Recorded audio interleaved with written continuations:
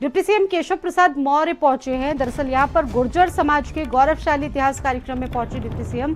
कार्यक्रम में मंच पर लोनी के विधायक फटे कुर्ते में नजर आए हैं। नंद किशोर गुर्जर जो कि विधायक हैं वो फटे कुर्ते में नजर आए हैं, भगवा कपड़ा ओढ़कर बैठे हैं।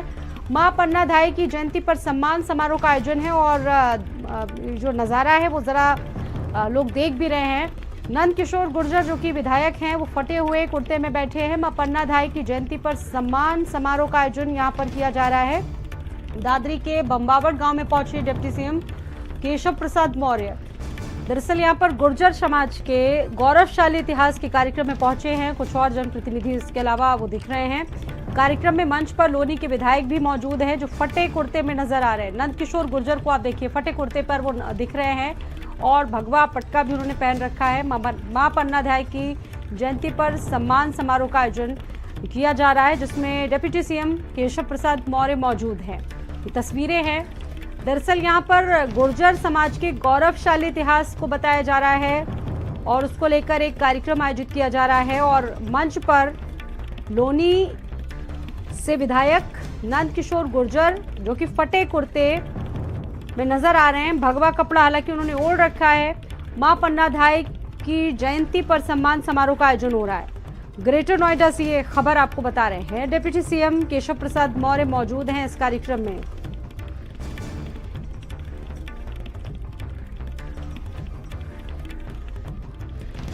ये तस्वीरें हैं दादरी के बम्बावट गांव की जहां पर डिप्टी सीएम केशव प्रसाद मौर्य मौजूद हैं।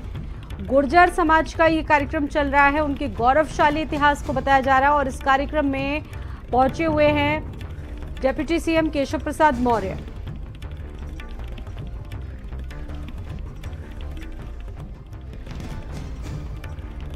एक तस्वीर जिस पर सभी का ध्यान गया जिसमें विधायक नंद किशोर गुर्जर फटे कुर्ते में दिख रहे हैं। लोकेश हमारे साथ मौजूद हैं इस खबर पर। लोकेश, ये कार्यक्रम चल रहा है, डिप्टी सीएम पहुंचे हैं और साथ ही साथ विधायक जो हैं वो फटे हुए कुर्ते पे नजर आ रहे हैं। अब पूरी जानकारी आपसे जानना चाहेंगे।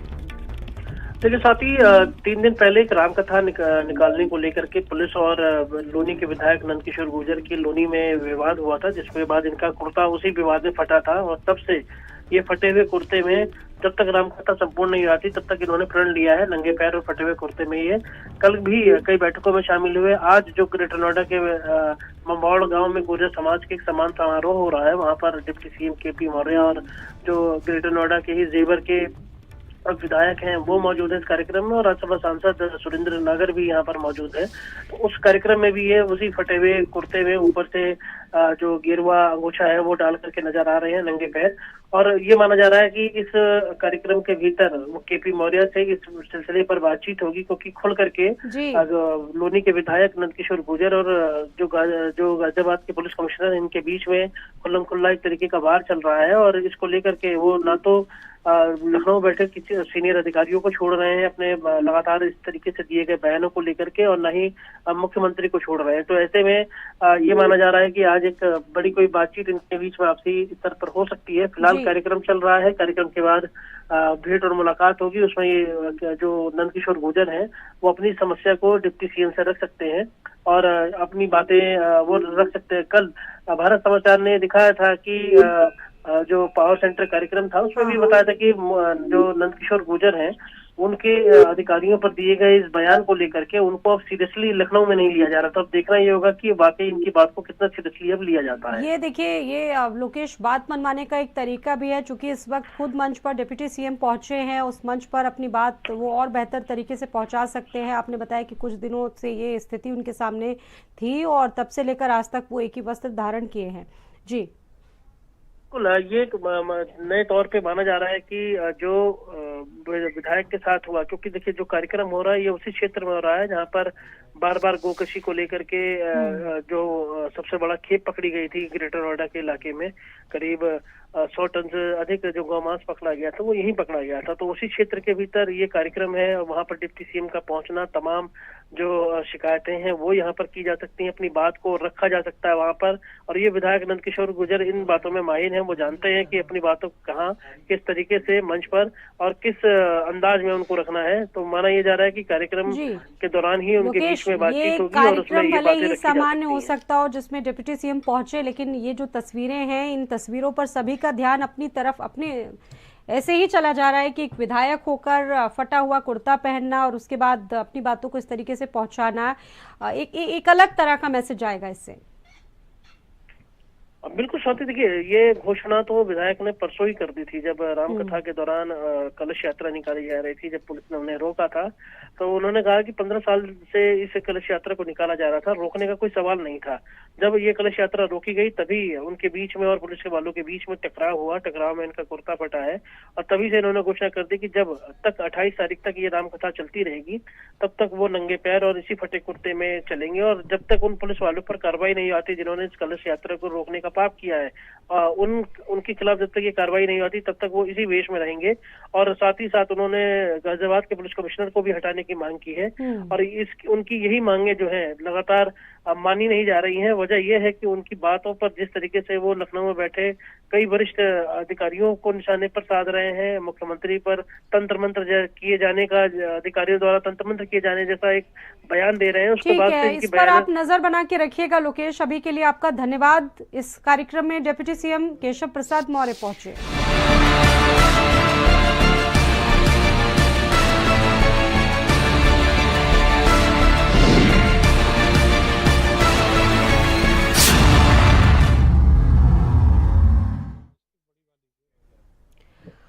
और अब यहाँ पर बात करेंगे रिश्तों की कत्ल की, क्योंकि जब रिश्ते मर जाते हैं तो इंसान भी हैवान बन जाता है। लखनऊ के काकोरी में कुछ ऐसा ही हुआ। दोस्ती का खून हुआ। वर्दी पहने एक सिपाही ने शक के नाम पर 2 दोस्तों को मौत के घाट उतार दिया। सहारनपुर में भजन गाने पर पूरे परिवार का खात्मा कर दिया। पति को शक था कि उसकी पत्नी के श्याम से अवैध संबंध है और इसी शक के अंधेरे ने पूरे घर को लाशों में तब्दील कर दिया। तो वहीं मेरठ में खौफनाक मोहब्बत का चेहरा सामने आया। पत्नी ने प्रेमी के साथ मिलकर अपने पति के 18 टुकड़े कर दिए, शव को ड्रम में सील कर दिया और जश्न मनाने के लिए शिमला पहुंच गई। आखिर क्यों रिश्तों की डोर अब इतनी कमजोर हो गई है कि जब वर्दी वाला ही कातिल बन जाए, जब शक के साए में परिवार खत्म हो जाए, जब मोहब्बत हैवानियत में तब्दील हो जाए, तो आखिरकार इंसानियत बची कहाँ? कब रुकेगा ये खूनी खेल? इसको जरा समझने की कोशिश आज हम करेंगे, क्योंकि ये ऐसे खौफनाक मामले हैं जिन्होंने ना सिर्फ डराया है बल्कि ऐसे संजीदा सवाल भी अपने पीछे छोड़ दिए कि आखिरकार ये जो सामाजिक रिश्तों का ताना बाना है वो आखिरकार टूट क्यों रहा है। अब बड़ा सवाल ये है कि आखिरकार ये खूनी खेल कहाँ जाकर रुकेगा, जहाँ कहीं पत्नी कातिल बन जा रही है तो कहीं पति पत्नी को मौत के घाट उतार दे रहा है। क्योंकि ऐसे कई मामले उत्तर प्रदेश के अलग अलग शहरों से सामने आए हैं जिन्होंने वाकई में गंभीर सवाल उठाए हैं। चेहरा ऊपर करवा दो जरा, चेहरा ऊपर करवाइए। और इस पर वाकई में सोचने की और समझने की जरूरत है कि आखिरकार ये रिश्तों का ताना बाना टूट क्यों रहा है, क्यों विश्वास रिश्तों में खत्म हो रहा है धीरे धीरे, क्यों दोस्ती के नाम पर लोगों की हत्या की जा रही है, आखिरकार रिश्ते दम क्यों तोड़ रहे हैं।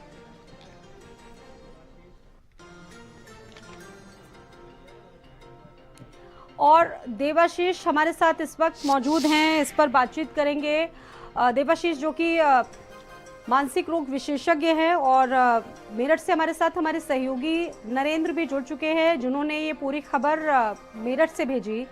शुरुआत में देवाशीष शुक्ला जी आप ही के साथ करूंगी चर्चा की। देवाशीष शुक्ला जी, आप पिछले कुछ दिनों से ऐसे मामलों को देख रहे होंगे, रीड कर रहे होंगे और आपने ऐसे कुछ मामले देखे भी होंगे जब आपके पास ऐसे केसेस सामने आए। अब सर सवाल यहाँ पर यह है कि ये जो सामाजिक डोर है, रिश्तों की डोर है, वो आखिरकार इतनी नाजुक क्यों चली जा रही होती? बिल्कुल ठीक कहा आपने कि जो वर्तमान में समाज में एक कहते हैं कि इम्पल्सिविटी और इमोशनल माइंडिंग, इन सब चीज़ों में इम्पल्सिविटी में बढ़ावा देखा जा रहा है और इमोशनल बाइंडिंग्स जो है वो कम होती जा रही है।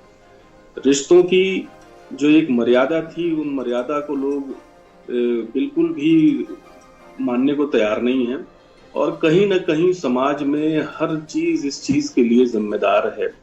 जो हम लोग का वर्तमान परिवेश है, वर्तमान में जिस तरीके से हम लोग कामकाज के पीछे भाग रहे हैं, वर्तमान में जिस तरीके से मोबाइल्स पे दिन रात हम लोग अपने आप का समय दे रहे हैं, चीजें ऐसी इंटरनेट के थ्रू परोसी जा रही हैं, तो कहीं ना कहीं एक सामान्य व्यक्ति भी जो है वो डिस्टर्ब हो रहा है। तो ये जो रिश्ते गड़बड़ हो रहे हैं, इसके पीछे कहीं ना कहीं जो हम लोगों की भौतिकतावादी युग है, प्लस जो आजकल रिलेशंस में एक विश्वास की कमी होना है, ये दो चीजें काफी बड़ी वजह हैं, जिस वजह से ये तीनों केसेस में देख रहा हूं कि तीनों केसेस में शक के आधार पर, कहीं बीमारी के आधार पर, कहीं नशे के आधार पर, कहीं ना कहीं करके मानवता का कत्ल किया गया, व्यक्ति को मार दिया गया। अभी जैसा आपने बताया कि एक सिपाही द्वारा जो ये हुआ, अब वो दो दोस्त जो हैं वो उनका अफेयर था नहीं था, ये सब तो जांच का विषय है, लेकिन किसी की जान ले लेना, ये तो कितना एक ब्रह्म हत्या कर रहे हैं इस तरह से, ये सब चीजें तो बड़ा ही दुस्साहसिक कार्रवाई करने में लोग गुरेज नहीं कर रहे। इसके पीछे ये है कि उनको डर खत्म हो गया है। हाल फिलहाल देवाशीष शुक्ला जी, आपने ये जो मामले देखे होंगे, टेंडेंसी इसमें देखी गई, भले ही कोई आरोपी हो या ना हो, लेकिन एक सनक इतनी ज्यादा थी लोगों के कि सिर पर खून सवार हो गया। इस पर आगे आपसे बातचीत करेंगे। नरेंद्र भी हमारे साथ मौजूद हैं, जिन्होंने एक खबर भेजी थी मेरठ से। नरेंद्र, मेरठ की जो खबर थी वो वाकई में दिल दहला देने वाली थी। हर एक व्यक्ति कोस रहा है उस लड़की को, उसके प्रेमी को।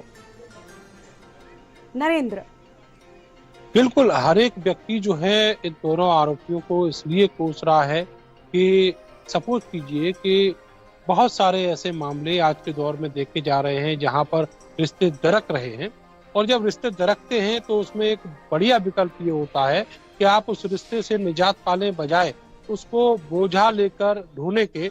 तो ऐसे बहुत सारे मामले हम देखते हैं, फैमिली कोर्ट में भी देखते हैं, अलग अलग पंचायतों में समझौतों के जरिए भी इस तरह के जो डिवोर्स के केस हैं, जो अलगाव के केस हैं, वो हमें देखने को मिलते हैं, और ये समाज के भीतर एक बेहतर तरीका भी है। मगर जिस तरीके से इस पूरी घटना को अंजाम दिया गया, एक सौरभ जो मुस्कान से बेतहाशा मोहब्बत करता था और उसको इतनी बुरी मौत दी गई, उसको बेरहमी से एक खौफनाक मौत दी गई, तो इसको देखते हुए निश्चित तौर पर समाज में लगातार इस चर्चा का विषय बना हुआ है। मैं खुद अभी उस जगह पर मौजूद हूँ जहाँ पर साहिल का घर है, और यहाँ पर कत्ल के बाद साहिल और मुस्कान दोनों पूरी रात रहे थे, और उनके साथ में एक बैग था, और उस बैग में सौरभ के जो लाश के टुकड़े थे वो भी मौजूद थे।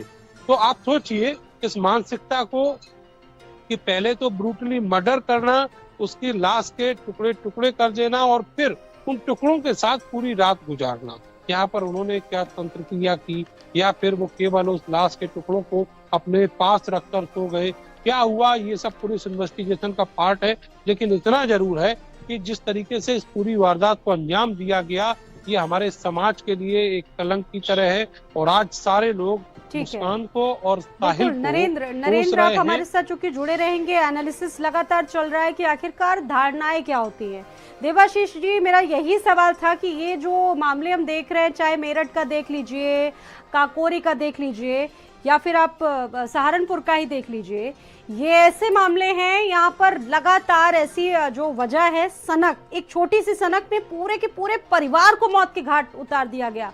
मतलब इनकी साइकोलॉजी जरा समझने की कोशिश करेंगे कि आखिरकार ऐसा कौन सा, क्या इनके मन में चलता है कि किसी को ही मार डालते हैं ऐसे लोग। देखिए, ये तो बिल्कुल कहा जा सकता है कि ऐसी घटनाएं करने वाला व्यक्ति सामान्य नहीं हो सकता, परंतु ये भी समझना होगा कि ये चीजें आखिर एक दिन में तो हो नहीं जाती, इनके पीछे कहीं ना कहीं कोई एक लंबी वजह रही होगी जो व्यक्ति को इस तरीके की घटना करने के लिए मजबूर की होगी, या परिवार में चीजें ऐसी सामने जरूर आती हैं जिससे ये समझ में आता है कि रिश्तों में प्रॉब्लम क्रिएट हो रही हैं। जैसा कि वर्तमान में देखा जा रहा है, आजकल डिप्रेशन के केसेस बहुत बढ़ते जा रहे हैं, और जितने भी महानगर है, जिधर भी आपका वो कहते हैं ना पश्चिम वाली सभ्यता जिधर ज्यादा बढ़ती जा रही है, दिल्ली की रिपोर्ट्स में की जिक्र करना चाहता हूँ कि 24 घंटे भी शादी नहीं बीत रही है, अगले दिन सुबह आज शादी हुई, अगले दिन सुबह कोर्ट में खड़े हैं डाइवोर्स के लिए। तो कहीं ना कहीं चीजें ऐसी हैं कि अभी लोग इमोशनल वाला मामला उनका नहीं है। अब सब कुछ मटेरियलिस्टिक जमाना होता जा रहा है, तो उसमें उनको ये लगता है कि हर आदमी हर चीज के लिए कैपेबल है और उन्हें अब किसी न किसी तरीके से ये सब करके उन लोगों को आनंद आता है। सिजोफ्रेनिया नामक एक बीमारी होती है जिसमें व्यक्ति अलग अलग तरह की कल्पनाएं करता है, शक करता है। शक में ऐसी स्थितियां पैदा होती हैं कि जिसमें कि उसको लगता है कि अगला आदमी मेरी पत्नी के या मेरे पति के किसी दूसरे व्यक्तियों के साथ संबंध है और उसका रियलिटी से कोई लेना देना नहीं है। लेकिन अगर उस चीज को समझा नहीं गया, उस चीज को पहचाना नहीं गया, तो आगे चल के यही चीजें इस तरीके की घटनाओं को बढ़ावा देती हैं। तो समाज में इन चीजों पे सबसे ज्यादा अवेयरनेस की बड़ी आवश्यकता है कि अगर कहीं पे नशे का है कोई मामला, अगर कहीं पे मानसिक बीमारी का है, अगर परिवार में किसी तरह की चेंजेस आ रहे हैं व्यवहार में, इसको समझने की बहुत जरूरत है। समझ लेंगे तो शायद इन चीजों से बच सकते हैं। जैसा कि अभी आपने सहारनपुर की घटना की बताया कि वो राधे श्याम, ये जो श्याम का नाम ले लिया, सेल्फ सेंटरनेस इसको कहें, ये इतनी ज्यादा इस वक्त बढ़ती जा रही है। और लियाकत पुंडीर भी हमारे साथ मौजूद हैं। ये आत्मउद्योक्ता जिस तरीके से बढ़ती जा रही है, ये वाकई में बड़ी ही डरावनी और खौफनाक होती जा रही है। लोगों का जो कहा जा सकता है कि एक तरफा प्रेम है या कुछ भी कहिए इसको, ये वाकई में बहुत खतरनाक है। इस पर आगे भी बातचीत करेंगे। लियाकत हमारे साथ मौजूद है। लियाकत, आज का जो घटनाक्रम आपने जो खबर भेजी है वाकई में झकझोर देने वाली है।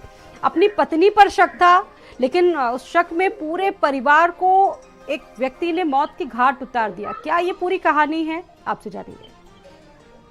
देखिए स्वाति, आपको मैं बताऊं, कह सकते हैं कि जो योगेश रोहिला है बीजेपी के नेता हैं और गांव सांगाखेड़ा के हैं। इन्होंने बताया जाता है कि अपनी पत्नी पर अवैध संबंधों के शक में इतनी बड़ी घटना को अंजाम दिया है। कहा जा सकता है कि 3 बच्चों को मौत के घाट उतार दिया और जो पत्नी है वो मौत और जिंदगी के बीच चंडीगढ़ पीजीआई में जूझ रही है। मैं इस वक्त गांव में मौजूद हूं। आप तस्वीरों में देखेंगे जो गांव के लोग हैं वो जगह जगह इकट्ठा हैं और लोगों में शोक की लहर है। कह सकते हैं कि जो आसपास के लोग हैं वो साफ तौर से बताते हैं कि जो पत्नी है वो डेली मंदिर में पूजा अर्चना करने के लिए आया करती थी। किसी तरह का कोई ऐसा वो नहीं था कि वो लगता हो कि गलत चाल चलन उसका हो। और जो योगेश है वो भी सही बताया जाता है कि किसी तरीके से लोगों के साथ सही रहना और नशे आदि की कोई आदत नहीं थी। लेकिन कुल मिलाकर बात की जाए, जिस तरीके से अचानक एक इतनी बड़ी घटना को अंजाम दिया है, अपने आप में कहा जा सकता है कि सहारनपुर की बहुत बड़ी घटना है और 3 बच्चों को मौत के घाट उतार दिया। हालांकि जो लोग हैं बच्चों के लिए तरसते हैं कि बच्चे किसी तरीके से हमारे सामने हो, इधर उधर ना जाए, लेकिन अपने आप में जो इतनी बड़ी घटना है, 3 बच्चे जिसमें एक बेटी है 2 बेटे हैं, उनको मौत के घाट उतारा है। जो पत्नी है वो मौत और जिंदगी के बीच जूझ रही है। जो गांव के लोग हैं उन्होंने बताया है कि जिस तरीके से घटना को अंजाम दिया है, जिस समय ये घटना घटी है, आसपास के जो लोग हैं उन्होंने मौके पर जाना चाहा, लेकिन वो इस डर की वजह से मौके पर नहीं पहुंचे कि उसके हाथ में उसका जो लाइसेंसी रिवॉल्वर था कहीं हम लोगों को गोली ना मार दे। और अपने आप ही खुद फोन करके पुलिस को सूचना दी है कि मैंने इस तरीके से घटना को अंजाम दिया है। हालांकि पुलिस ने और गाँव के लोगों ने वही मौके पर उसको पकड़ लिया है। पुलिस उससे पूछताछ कर रही है। उसने बताया कि जो पत्नी है गांव के 2-3 लोगों से बात आपके पास में देवाशीष जी लगातार हमारे साथ मौजूद हैं, एनालिसिस कर रहे हैं। देवाशीष, एक दूसरा पहलू भी है, इस पहलू पर मैं सवाल आपसे पूछूंगी, चूंकि ये जो जमाना है इस वक्त सोशल मीडिया का चल रहा है। एक बड़ी बात यह है, या यूं कहिए कि दुर्भाग्य हमारे समाज का, कि हमारी जो जुडिशरी है वो थोड़ी स्लो है। कई बार हम लोग देखते हैं कि डाइवोर्स लेने वाले व्यक्ति को गलत ठहरा दिया जाता है। डाइवोर्स लेना गलत हो सकता है, लेकिन मर्डर करना लोग इस तरीके में एक टेंडेंसी है। इसको किस तरीके से आप देख रहे हैं? इसकी फ्लेक्सिबिलिटी बढ़ानी चाहिए क्या? रियलिटी तो ये है कि इस तरीके का अंत जो है किसी परिवार का, ये तो बिल्कुल भी किसी भी लेवल पे मंजूर नहीं है। आपको अगर संबंध एक दूसरे से नहीं निभ रहे हैं तो आप एक हेल्दी डिस्कशन करके आप अलग हो सकते हैं। समाज में एक दूसरे को सबको आगे बढ़ने का अपना तरीका है, लेकिन उसके लिए आप अपराध का रास्ता चुन लें और ये सब चीजें डेवलप कर लें कि एक छोटे से बच्चे को, उस बच्चे को जिसको आप कभी बहुत प्यार करते थे, छोटे छोटे मासूम बच्चों को आपने गोली मार दी, तो ये इसको तो यही कहा जाएगा कि ये 100% ये व्यक्ति सामान्य तो नहीं हो सकता जो अपने बच्चों पर इस तरीके की हरकत कर सकता हो। बच्चों को मार दिया। अब शक के दायरे में उनकी पत्नी थी, शक पत्नी पे करते थे, बच्चों से क्या लेना देना था। लेकिन ये वही चीज है कि गुस्सा आ गया। इम्पल्सिविटी का लेवल ये है कि आपने ये भी ध्यान दिया कि उसमें बच्चे हैं, बूढ़े हैं, माँ बाप हैं, पत्नी है, कौन है, ये रिश्तों को कोई ध्यान नहीं दे रहा है इस समय। तो यही मैं कह रहा हूँ कि इसमें ग्रूमिंग का बड़ा रोल रहता है कि हाँ। बचपन से ही अगर ये चीजें बताई गई होती कि अगर कोई चीज जीवन में नहीं मिली, सर हमारा या समाज कोई तो चीज कहीं से ऐसी चीजों को एडमिट करने के लिए तैयार नहीं है। एक तीसरी खबर भी इससे जुड़ी हुई है, अपने दर्शकों को जरा पहले बता देते हैं, उसके बाद इस पर चर्चा करेंगे। हमारे सहयोगी अनूप भी मौजूद हैं लखनऊ से। अनूप, लखनऊ का पूरा घटनाक्रम आपसे समझना चाहेंगे कि क्या महज शक ही आधार था इस हत्या का, जिसमें दो इस हत्याएं हो गई? क्या ये पूरा घटनाक्रम रहा, कैसी साजिश थी, क्या कुछ पता चल पाया इसको लेकर अभी तक? देखिए, बिल्कुल ये महेंद्र कुमार है जो सिपाही है, लखीमपुर में तैनात था, यूपी पुलिस का सिपाही है। और इसकी जो पत्नी है दीपिका, ये बताया गया कि जो मनोज और रोहित जिनकी हत्या की गई थी, हाशिए से गला रेत करके दोनों को मौत के घाट 2 दिन पहले उतारा गया था। उसमें जो पुलिस की टीमें थी जब लगाई गई तो एक बड़ा खुलासा सामने आया है। जो महेंद्र कुमार है जो लखीमपुर में तैनात सिपाही है, इसकी जो लोकेशन मौके पे पाई गई थी, उसके बाद इसको पूछताछ के लिए बुलाया गया। तो ये बड़ा खुलासा हुआ है कि जो दीपिका है इसकी पत्नी और जो मृतक मनोज है, इनमें जो है दोस्ती थी, प्रेम प्रसंग था, लिहाजा इसकी जानकारी जो है महेंद्र को लग गई थी और महेंद्र लगातार पत्नी को समझा भी रहा था। 2018 में शादी हुई थी, लेकिन जब ये जानकारी लगी है और घटना वाले दिन उसको कि मनोज की हत्या की पूरी प्लानिंग जो है महेंद्र कुमार रच चुका था, लिहाजा उसने अपनी पत्नी से ये भी पूछा कि तुम किसके साथ रहना चाहती हो, और उसके बाद पत्नी दीपिका से जो है मौके पे मनोज को बुलवाया था। जब मौके पे मनोज को बुलवाया है, उसके बाद मनोज अपने साथी रोहित के साथ वहां पहुंच गया। वहां पर जो महेंद्र सिपाही है, इसने अपने साथियों संग मनोज और रोहित की हंसिए से काट के निर्मम हत्या कर दी। उसके बाद ये लखीमपुर फरार हो गया था और जब मामले में पीएम के लिए बॉडी भेजी गई और पूरी तलाश टीम इसमें एक्टिव हुई तो महेंद्र की और उसकी जो पत्नी की लोकेशन है वो मौके पे पाई गई। उसके बाद दोनों को पूछताछ के लिए बुलाया गया। और ये बड़ी खबर है कि जो पति महेंद्र है और उसकी जो पत्नी दीपिका है, उनकी गिरफ्तारी कर ली गई है। अभी कुछ ही देर पहले भारत समाचार के पास जो एक्सक्लूसिव दोनों के विजुअल है, उसके बाद अब इनको मेडिकल के लिए भेज दिया गया है। तो इसमें पुलिस को बड़ी कामयाबी मिली है। जिस तरह से दोहरा हत्याकांड काकुरी क्षेत्र में किया गया था, इस पूरे हत्याकांड के जो मास्टरमाइंड है, हत्यारा सिपाही है महेंद्र, और उसकी जो पत्नी है, क्योंकि पत्नी फोन के जरिए मनोज को उसने बुलाया था, लिहाजा उसको भी शामिल किया गया है इस हत्याकांड में। और दोनों की गिरफ्तारी करने के बाद दोनों को मेडिकल के लिए भेज दिया गया है। लेकिन कहीं ना कहीं इस तरह के रिश्ते और इस तरह की इस पूरी कहानी के बाद इस तरह की घटनाएं जो हो रही हैं, वो जाहिर सी बात है कि चिंताजनक है। लोगों को समझने की आवश्यकता है कि कैसे रिश्तों को सहेजना होगा, कैसे अच्छे माहौल में रहने की आवश्यकता है, कैसे पति पत्नी का जो बेहतर रिश्ता होता है, ताकि इस तरह की जो घटनाएं हैं वो सामने ना आए। बहरहाल महेंद्र और उसकी पत्नी दीपिका की गिरफ्तारी कर ली गई है और इसमें पुलिस अभी भी तफ्तीश कर रही है कि क्या इसमें महेंद्र के साथ और लोग शामिल थे, क्योंकि 2 लोग की हत्या अकेले महेंद्र नहीं कर सकता। लिहाजा ये माना जा रहा है कि इसमें कुछ और लोग भी शामिल हो सकते हैं, कि उनकी भी गिरफ्तारी का जो है प्रयास किया जा रहा है, क्योंकि महेंद्र ने कुछ नाम जो है पूछताछ में कबूले हैं। और दीपिका ने भी पूरी कहानी बताई है कि आखिर पूरी कहानी उस दिन क्या हुई थी, कैसे महेंद्र ने उसके ऊपर दबाव बनाया, मोबाइल के जरिए मनोज को बुलाया गया। किस्मत रोहित की खराब थी जो मनोज के साथ वो भी बाइक से पहुंच गया और फिर दोनों को मौत के घाट उतार दिया गया। बहरहाल पुलिस ने इसमें बड़ी कामयाबी हासिल की है। वापस लौटूंगी आपके पास में। के जो आरोपी हैं, जो घटनाएं वाकई में घट रही है, संवादहीनताएं बढ़ रही है, रिश्तों में विश्वास धीरे धीरे खत्म हो रहा है, खात्मे की तरफ बढ़ रहा है। देवाशीष जी, ये केस जो आपने अनूप से सुना, इस केस को कैसे आप स्टडी करते हैं, कैसे आप देख रहे हैं इसको? चूंकि दोस्त भी था बताया जा रहा है, दोस्त ने ही दोस्त को मार दिया और यहाँ पर भी शक आधार बना हत्याकांड का। ठीक बात है, वही चीज है कि ये चीज अगर कहीं आपके जानकारी में आ भी गई है तो ऐसी स्थिति में डिस्कशन की जरूरत थी। अगर पत्नी की तरफ से गलती थी या उसके दोस्त की तरफ से गलती थी तो डिस्कस कर लेते, चीजों का एक दूसरा समाधान भी निकल सकता था। किस वजह से ये चीजें डेवलप हुई, क्यों आखिर ये नौबत आई, इन बातों पर भी डिस्कशन की आवश्यकता थी कि आखिर क्या ऐसी चीजें रही कि जो उसका झुकाव उधर जो मृतक है मनोज उसकी तरफ होता गया। क्या ऐसी चीजें रही कि जो इनके पति जो सिपाही थे, पोस्ट थे, इनकी तरफ से उससे दूरी होती गई। इन चीजों पर भी एक तरह से बात करने की आवश्यकता है जिससे ये चीजें निकल के आएंगी। लेकिन जिस तरीके से एक पुलिसमैन द्वारा इस तरीके की बर्बरतापूर्ण हत्या की गई, ये भी बड़ा एक सोचने का विषय है कि अंदर उसके कितना ज्यादा क्रोध होगा, अंदर किस तरह की।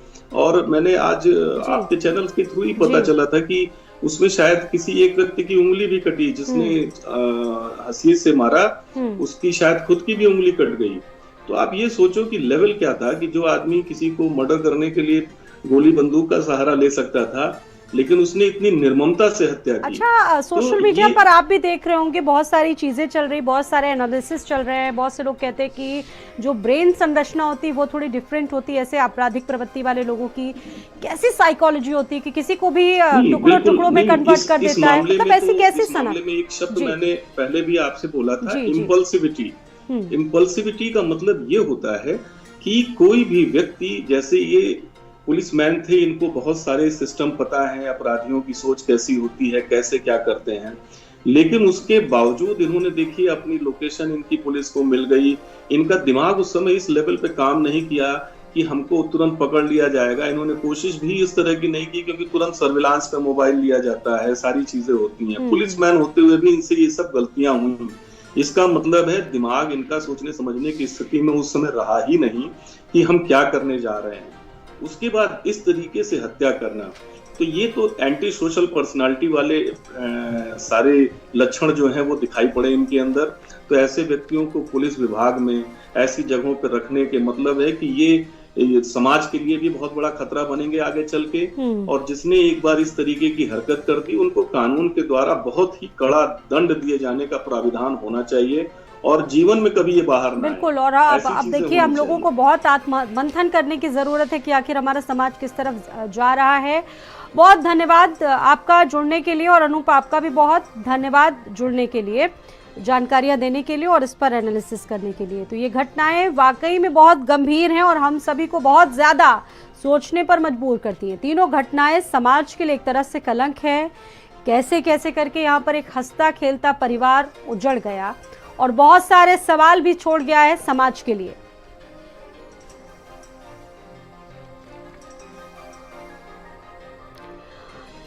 इन घटनाओं ने हमें सोचने पर मजबूर कर दिया है कि आखिरकार हमारी जो सोसाइटी है वो किस तरफ आगे बढ़ रही है।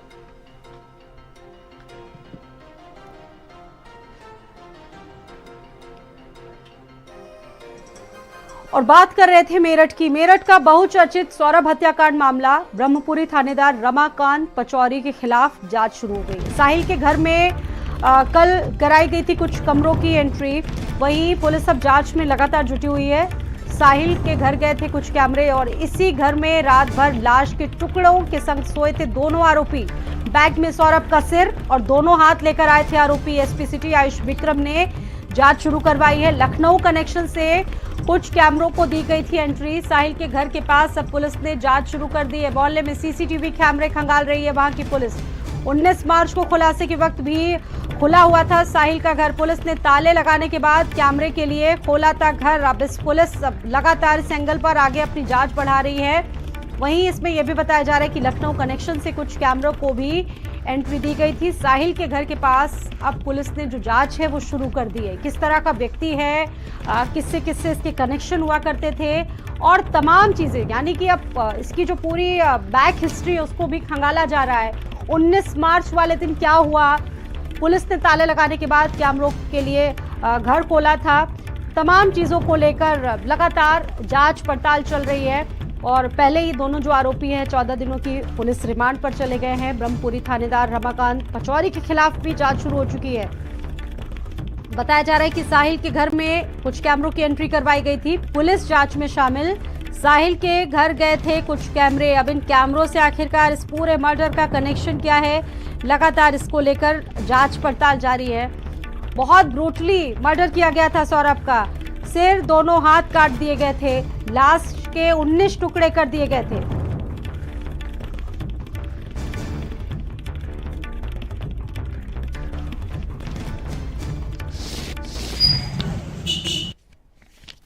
मेरठ में सौरभ कुमार का कत्ल करने वाले मुस्कान और साहिल कत्ल के बाद उसकी लाश के कुछ टुकड़े काटकर अपने साथ ले गए थे।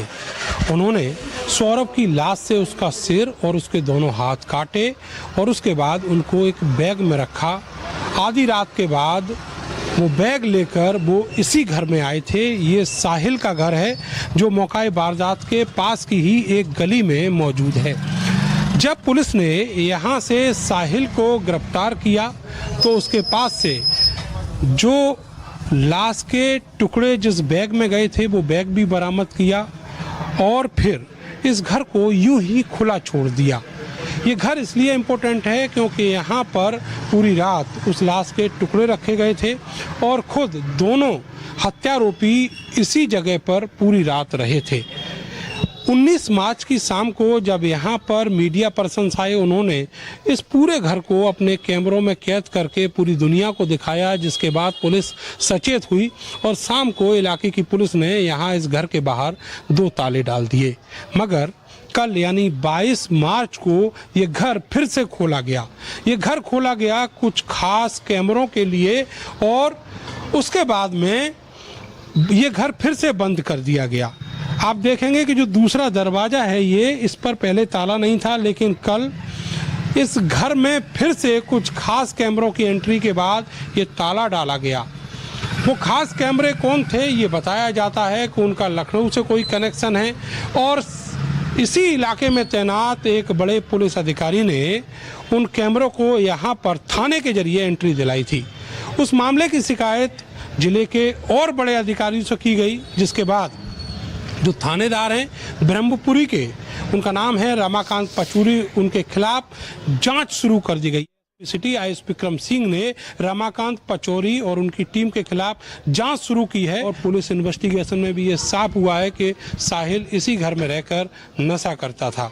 मुस्कान की यहाँ पर आमद थी और साहिल की मुस्कान के घर में आना जाना था। कैमरा सहयोगी सानू के साथ में नरेंद्र, भारत समाचार, मेरठ।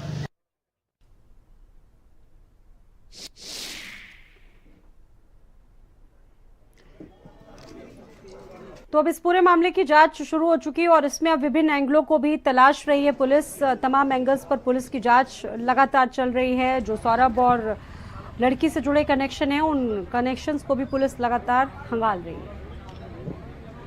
बढ़ते आगे, दिल्ली में हाईकोर्ट के जज यशवंत वर्मा के घर से 4 से 5 बोरियों में भरे अधजले नोट बरामद हुए। सुप्रीम कोर्ट ने खुद इस मामले में वीडियो जारी किया है और जांच के लिए 3 वरिष्ठ जजों की कमेटी का गठन किया है।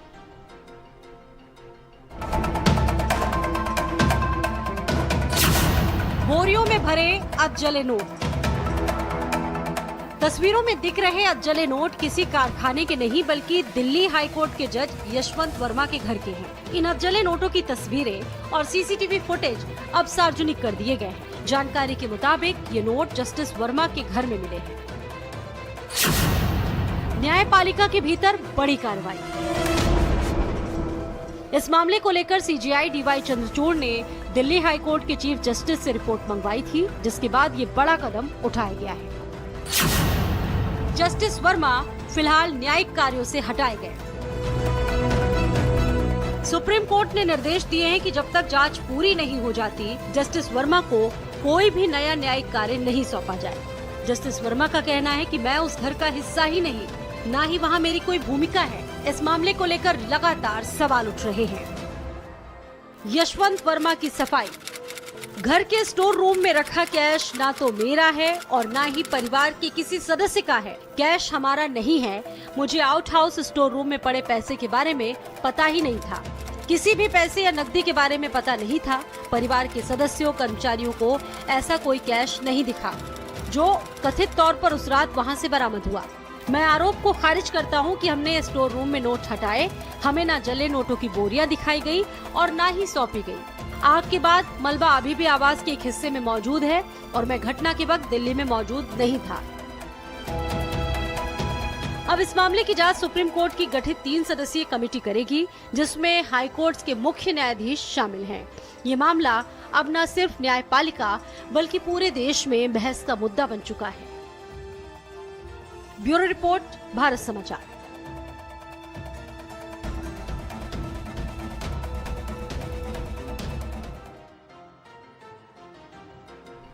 और इसी बीच आपको एक बड़ी खबर संभल हिंसा से जुड़ी बता रहे हैं। सदर जफर अली से एसआईटी लगातार पूछताछ कर रही है। जामा मस्जिद के सदर जफर अली से पूछताछ का क्रम जारी है। कोतवाली संभल में जफर अली से पूछताछ हो रही है। जफर अली की इसमें क्या भूमिका है, इसको लेकर एसआईटी सवाल पूछ रही है। सदर जफर अली, जिसको आप वक्त वक्त पर सुनते भी हैं, इससे पहले भी जब रंगाई पुताई वहां पर हो रही थी तो कई सारी बातें इनकी तरफ से निकलकर सामने आ रही थी, मीडिया को बाइट भी दे रहे थे।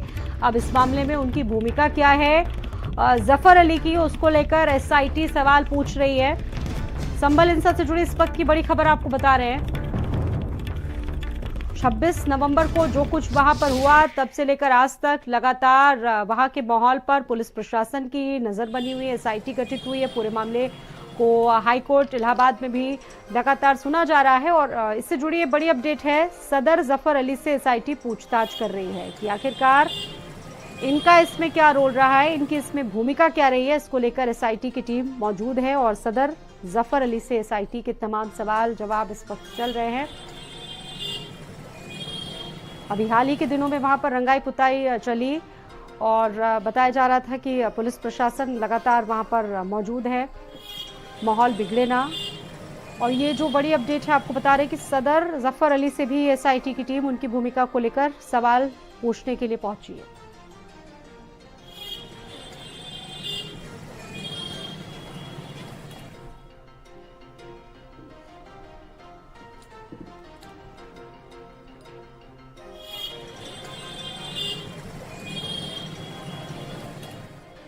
इस खबर पर संवाददाता सुनील राघव जुड़ गए हैं। सुनील, क्या अपडेट है? सदर जफर अली से पूछताछ हो रही है एसआईटी की तरफ से, क्या अपडेट है?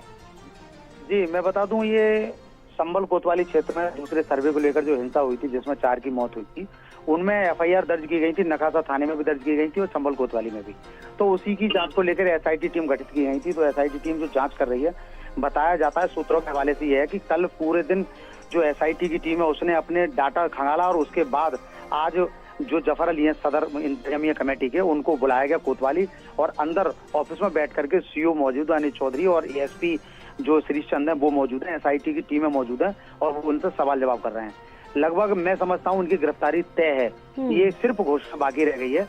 और सबसे बड़ी बात ये है कि जो अधिकारी हैं वो अभी ये कह रहे हैं कि सिर्फ हम पूछताछ कर रहे हैं, लेकिन दिए जा रहे हैं इसके आधार पर गिरफ्तारी अगर उनकी हो सकती है तो सुनील? मैं ये बता दूं कि ये जब सर्वे हुआ था तो सर्वे टीम जब अंदर थी तो ये लोग भी मौजूद थे और ये बताया जाता है कि माइक से अनाउंस किया गया था कि सर्वे ठीक ठाक हो रहा है। इतनी बात के बाद ही वहां पर हिंसा भड़की। तो कहीं ना कहीं भूमिका एसआईटी की जांच में संदिग्ध प्रतीत होती है, जिसको लेकर ठीक है।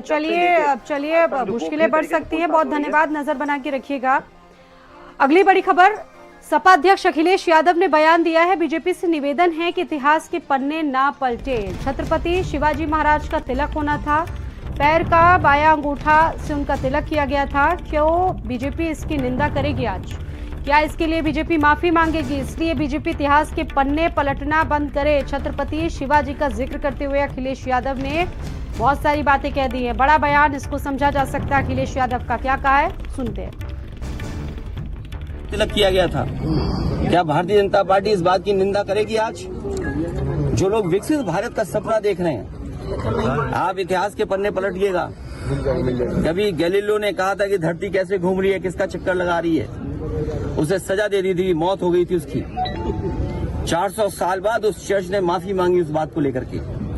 अगर भारतीय जनता पार्टी छत्रपति शिवाजी महाराज जी को मानती है और विकसित भारत का सपना देखती है, क्योंकि इटली विकसित भारत है, विकसित भारत उस तरह पहुंचना चाहता है, इटली भी विकसित है, दुनिया में वो विकसित देश है, तो क्या अगर चर्च ने अपनी गलती स्वीकार की थी, माफी मांगी थी, तो छत्रपति शिवाजी महाराज जी का बाएं पैर के अंगूठे से तिलक हुआ, उसके लिए भारतीय जनता पार्टी माफी मांगेगी कि नहीं मांगेगी?